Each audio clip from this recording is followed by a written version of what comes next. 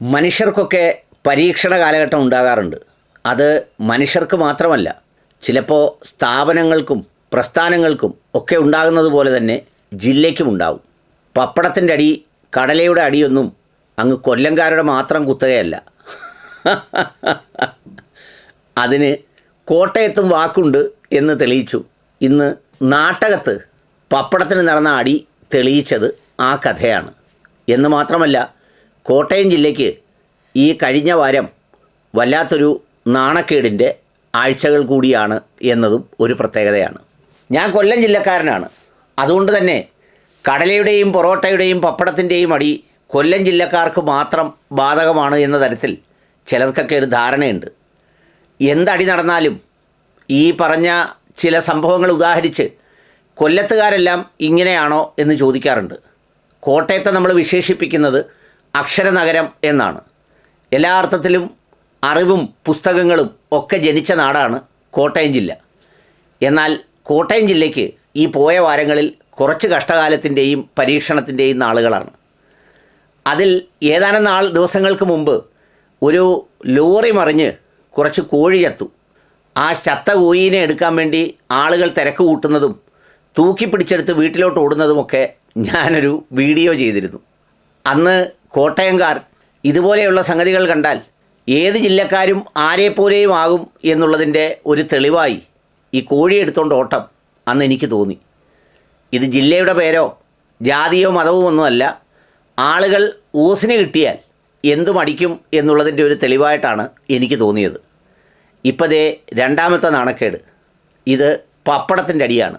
നാട്ടകത്ത് ഒരു കല്യാണം നടന്നത്രേ.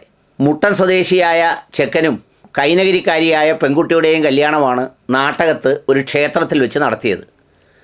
അവിടെ നടത്തി മംഗളമായി സദ്യയൊക്കെ നടന്നു കഴിഞ്ഞ് പെണ്ണും ചെക്കനും എന്തായാലും വീട് പിടിച്ചു. അതുകൊണ്ട് അടിയിൽ നിന്ന് അവർ രക്ഷപ്പെട്ടു. അപ്പോഴാണ് ചെക്കൻ്റെ കൂട്ടുകാരായ ആരൊക്കെയോ ഈ കല്യാണത്തിനും മരണത്തിനുമൊക്കെ സ്ഥിരം മിനുങ്ങുന്ന കുറേ പുള്ളികളുണ്ട്. കല്യാണത്തിന് വന്നാൽ കല്യാണത്തിൽ പങ്കെടുക്കുന്നതിനേക്കാൾ മുമ്പേ അവിടെ ഇറങ്ങി എവിടെ ബാറുണ്ടെന്ന് അന്വേഷിച്ച്, അല്ലെങ്കിൽ കൂട്ടമായി ചേർന്ന് നാഭിയിൽ കുപ്പി തിരികൊണ്ട് വന്ന് അടിച്ച് അങ്ങ് സെറ്റാവാറാണ് പതിവ്. ഏതായാലും അങ്ങനെ സെറ്റായി പെണ്ണും ചെറുക്കനും ഇറങ്ങിക്കഴിഞ്ഞ് ആഹാരം കഴിക്കാനിരുന്നത്രേ. കൂട്ടത്തിൽ വന്ന ഒരാൾക്ക് ഒരു പപ്പടം കൊടുത്തപ്പോൾ അത് പോരാ, ഒരു പപ്പടവും കൂടെ വേണമത്രേ. രണ്ടാമത്തെ പപ്പടം ചോദിച്ച് അവിടെ വിളമ്പുകാരുമായി സംഘർഷത്തിലായി. ഒടുവിൽ ആ സംഘർഷം വീട്ടുകാരിലേക്ക് പടർന്നു. സാധാരണ പപ്പടത്തിന് സംഘർഷം ഉണ്ടായാൽ പപ്പടമാണ് പൊട്ടുന്നതെങ്കിലും ഇവിടെ അടി നടന്നതുകൊണ്ട് തല പൊട്ടി. ഏതായാലും രണ്ടുപേരുടെ തല പൊട്ടിയപ്പോഴേക്ക് പോലീസിനെ ആരോ വിളിച്ചു വരുത്തി. അങ്ങനെ പോലീസ് ഒരു ചെറിയ ബലപ്രയോഗത്തിലൂടെ ആളുകളെ ഓടിച്ചു എന്നാണ് പറയുന്നത്. പപ്പടം അപ്പോഴും ചരിത്ര സാക്ഷിയായി അവിടെ നിൽപ്പുണ്ട്. സത്യം പറഞ്ഞാൽ ആണ്ടോടാണ്ട് തിന്നാലും ഏത് ചടങ്ങുകൾക്ക് പോയി തിന്നാലും ഇതുപോലെ വല്ലവൻ്റെയും കല്യാണത്തിന് ചെല്ലുമ്പോൾ വാരിയലിൻ്റെ ഇടയിൽ കുത്തുണ്ടാകുന്ന കുറേ സാമൂഹ്യ വിരുദ്ധരെങ്കിലും നമ്മുടെ നാട്ടിലുണ്ട്.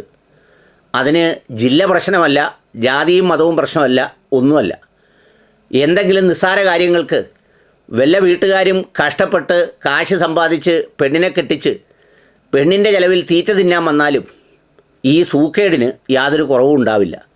ഏതായാലും അങ്ങനെ പപ്പടക്കഥ കൊല്ലത്തിന് മാത്രമല്ല, ഇനി കോട്ടയത്തിന് സ്വന്തമാണ്. വിദ്യാഭ്യാസം നേടിയ മലയാളി കല്യാണത്തിന് പോയി തിന്നതിന് കയ്യും കണക്കുമില്ല. 1500 2000 ആളുകളാണ് ഒരുമിച്ച് തിന്നുന്നത്, ചെതല് തിന്നുന്നത് പോലെ. എന്നാലും എന്തെങ്കിലും ഒന്ന് കുറഞ്ഞു പോയാൽ പിന്നെ ഇതുപോലെ കലക്കുന്ന സാമൂഹ്യ വിരുദ്ധരും കൂട്ടത്തിൽ വരുന്നത് കഷ്ടമാണ്. അടിയും വഴക്കും ഉണ്ടാക്കുന്നതിന് പകരം യവന്മാരുടെ അണ്ണാക്കിലേക്ക് ഒരു 10 പപ്പടമെങ്കിലും തള്ളിക്കൊടുത്ത് അവിടെ അടിയുണ്ടാകാതിരിക്കാനാണ് എല്ലാവരും ശ്രദ്ധിക്കേണ്ടത്.